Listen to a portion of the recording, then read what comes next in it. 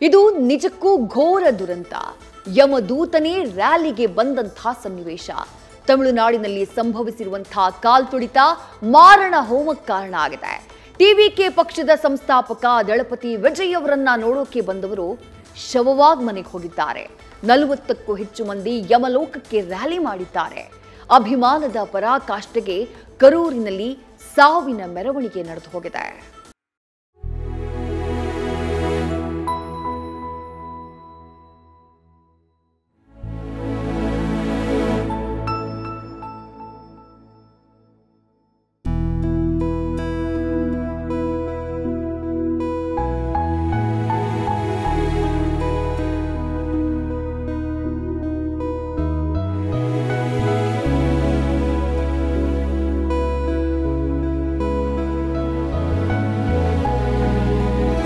ಕರೂರಿನ ಬೀದಿಗಳಲ್ಲಿ ದಳಪತಿ ವಿಜಯ್ ಯಾತ್ರೆ.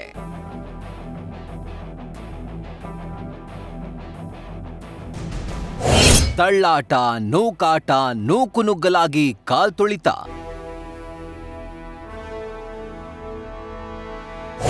ಕೈಯಲ್ಲಿ ಮಕ್ಕಳ ಬಾಚಿ ತಬ್ಬಿಕೊಂಡು ಹೆತ್ತವರ ಚೀತ್ಕಾರ.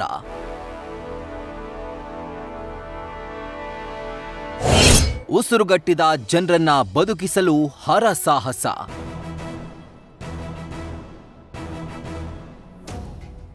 ಒಂದೊಂದು ದೃಶ್ಯವೂ ಘನಘೋರ. ಎಲ್ಲೆಲ್ಲೂ ಸಾವಿನ ಚೀತ್ಕಾರ. ಮಕ್ಕಳು, ಸಂಬಂಧಿಕರನ್ನ ಕಳೆದುಕೊಂಡು ನೋವಿನ ಆರ್ತನಾದ. ಯಮದೂತರೇ ಧರೆಗೆ ಬಂದು ಜನರನ್ನ ತುಳಿದು ಕೊಂಡೊಯ್ದಂತೆ ಭಾಸ. ಇದು ಸಾವಿನ ರ್ಯಾಲಿಯ ಕರಾಳ ದೃಶ್ಯ.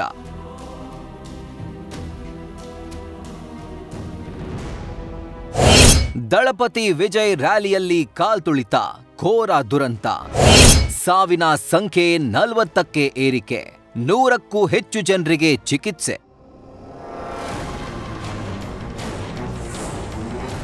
ಇದು ತಮಿಳುನಾಡಿನ ರಾಜಕೀಯ ರ್ಯಾಲಿಗಳಲ್ಲಿ ನಡೆದಿರೋ ಅತಿ ದೊಡ್ಡ ದುರಂತ.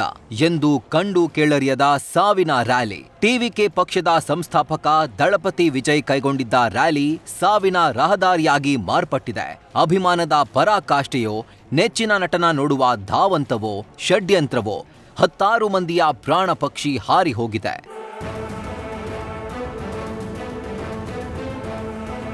ತಮಿಳುನಾಡಿನ ಕರೂರ್ನಲ್ಲಿ ಸಂಭವಿಸಿದ ಭೀಕರ ಕಾಲ್ತುಳಿತದಲ್ಲಿ ಸಾವನ್ನಪ್ಪಿದವರ ಸಂಖ್ಯೆ ಕ್ಷಣಕ್ಕೂ ಏರುತ್ತಲೇ ಇದೆ.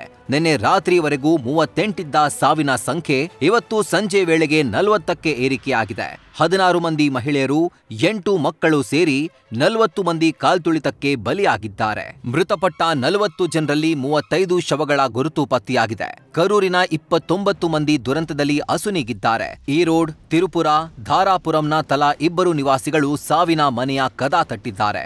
ಕಾಲ್ತುಳಿತದಲ್ಲಿ ಮೃತಪಟ್ಟ ಸೇಲಂನ ಒಬ್ಬ ವ್ಯಕ್ತಿಯ ಗುರುತು ಪತ್ತೆಯಾಗಿದೆ.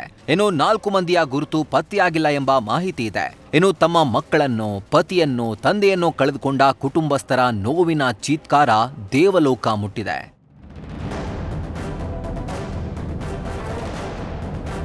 ಇನ್ನು ಮೃತರ ಕುಟುಂಬಸ್ಥರ ಅಳಲು ಒಂದ್ ಕಡೆ ಆದ್ರೆ, ಕಾಲ್ತುಳಿತದಲ್ಲಿ ಗಾಯಗೊಂಡವರಿಂದ ಆಸ್ಪತ್ರೆಗಳು ತುಂಬಿ ತುಳುಕ್ತಾ ಇವೆ. ಕಾಲ್ತುಳಿತದಲ್ಲಿ ಕೈಕಾಲು ಮುರಿದುಕೊಂಡು 110ಕ್ಕೂ ಹೆಚ್ಚು ಮಂದಿ ಗಾಯಾಳುಗಳು ಆಸ್ಪತ್ರೆ ಸೇರಿದ್ದಾರೆ.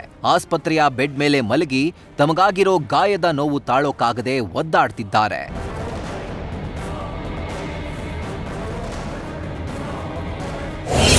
ದುರಂತಕ್ಕೆ ದಳಪತಿ ಕಂಬನಿ, ಪರಿಹಾರ ಘೋಷಣೆ.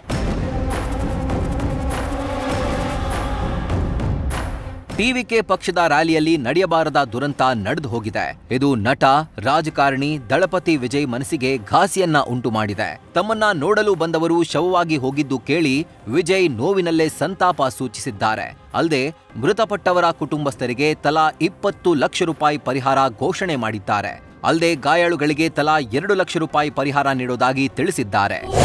ನಿನ್ನೆ ಕರೂರಿನಲ್ಲಿ ನಡೆದ ದುರಂತವನ್ನ ನೆನಪಿಸಿಕೊಂಡರೆ ನನ್ನ ಹೃದಯ ತುಂಬಾ ಭಾರವಾಗುತ್ತದೆ. ನಮ್ಮ ಪ್ರೀತಿ ಪಾತ್ರರನ್ನ ಕಳೆದುಕೊಂಡು ನನಗೆ ಅಸಹನೀಯ ನೋವು ಕಾಡುತ್ತಿದೆ. ಅದನ್ನ ವ್ಯಕ್ತಪಡಿಸಲು ನನಗೆ ಪದಗಳೇ ಸಿಗದಾಗಿದೆ. ನೋವಿನಿಂದ ನನ್ನ ಕಣ್ಣುಗಳು ಮತ್ತು ಮನಸ್ಸಿಗೆ ಮೋಡ ಕವಿದಂತಾಗಿದೆ. ಇದು ನಿಜಕ್ಕೂ ತುಂಬಲಾರದ ನಷ್ಟ. ನಾನು ನಿಮ್ಮವನಾಗಿ ನಿಮ್ಮೊಂದಿಗೆ ನಿಲ್ಲುವುದು ನನ್ನ ಕರ್ತವ್ಯವಾಗಿದೆ. ತಮ್ಮವರನ್ನ ಕಳೆದುಕೊಂಡ ಕುಟುಂಬಗಳಿಗೆ ನನ್ನ ನೋವಿನ ಸಂತಾಪವನ್ನ ತಿಳಿಸುತ್ತಿದ್ದೇನೆ. ತಮಿಳುನಾಡು ಸರ್ಕಾರದಿಂದ 10 ಲಕ್ಷ ರೂಪಾಯಿ ಪರಿಹಾರ.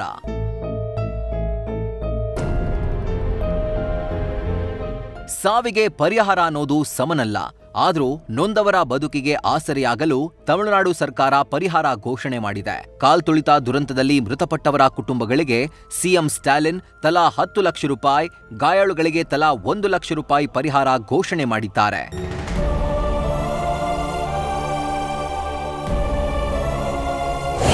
ಮೃತಪಟ್ಟವರಿಗೆ ಪ್ರಧಾನಿ ಸಂತಾಪ, ತಲಾ 2 ಲಕ್ಷ ರೂಪಾಯಿ ಪರಿಹಾರ.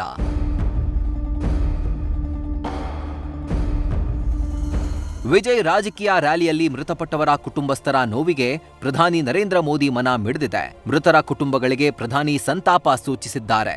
ಅಲ್ಲದೆ ಪ್ರಧಾನಮಂತ್ರಿ ಪರಿಹಾರ ನಿಧಿಯಿಂದ ಮೃತರ ಕುಟುಂಬಗಳಿಗೆ ತಲಾ 2 ಲಕ್ಷ, ಗಾಯಾಳುಗಳಿಗೆ ತಲಾ 50,000 ಪರಿಹಾರ ನೀಡುವುದಾಗಿ ಘೋಷಣೆ ಮಾಡಿದ್ದಾರೆ.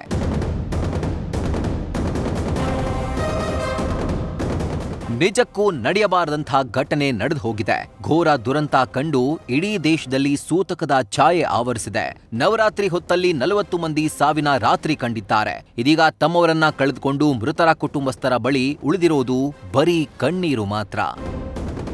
Chandrashekhar, news first, Karur. News first ನಿರ್ಭೀತಿಯಿಂದ ನಿಮ್ಮ ಪರವಾಗಿ.